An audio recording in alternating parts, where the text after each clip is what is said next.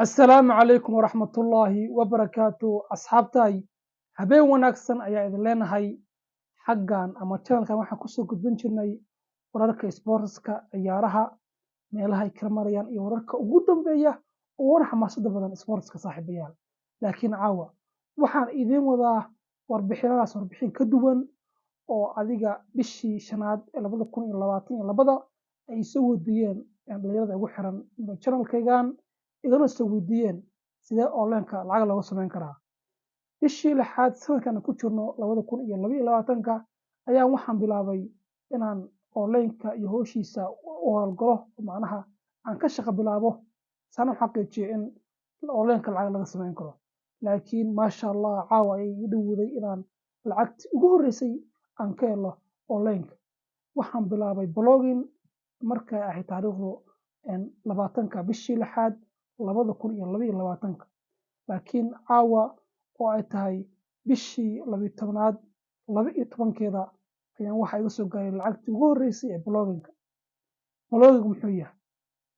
dad badan waxay isweydiinayaan blogging ma YouTube dad badan baan aqoon oo macnaha aan cilmi badan u lahayn blogging waxa loo yaqaano blogging waxa loo yaqaanaa waa article qoraysa waxa sameynaysa website article baa qoraysa waxba habaysanaysaa article-ka aad qoraysid markuu gaaro 16 article-ka aad qordhay 3 bilood ama 4 bilood lagu qabanaya marka gaadhid ilaahay kuma darnaadee 16 article waxaa codsanaysaa Google Agent oo ah tan sameynaysa inay lacagta ku siiso xayeysiisna kusoo gudbinaysa website-kaaga markaad 3 bilood ama 4 bilood aad soo dhameysatid 16 article laga helo muxuu ahaa website-kaaga markaas waxaa ku bilaabaysa lacag baa ku bilaabaysa lacagtu way koraysaa lacagtu ma aha inaad markiiba 100 ka helisid $5 $10 $6 $8 $9 saasoo soconaysa ilaa 100 wax waa soconaysaa mar walbaba sanadba ama bilba ama maalinba ka sii dambaysa website-kaaga wuu sii korayaa lacag fara badan buu sameynayaa marka saaxiibayaal waxaan leeyahay website-kaas anaa soo xaqiijiyay lacag baa laga helaa qofkii u baahan oo dhalinyaro ah waxaa jira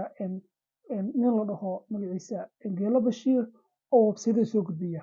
website walba wuxuu ku soo gudbiyaa in lacag laga sameeyo lacag baa laga sameeyaa marka Geelo Bashiir waa garanaysaa ma ugu qoran website-kiisa ama YouTube-kiisa asaga lambarkiisa bartaas nagu soo qoraya lacag buu ka sameeyaa maalin walba $100 iyo $150 buu ka sameeyaa Geelo Bashiir saaxiibayaal waxaan leeyahay ka faa'iideysanayaan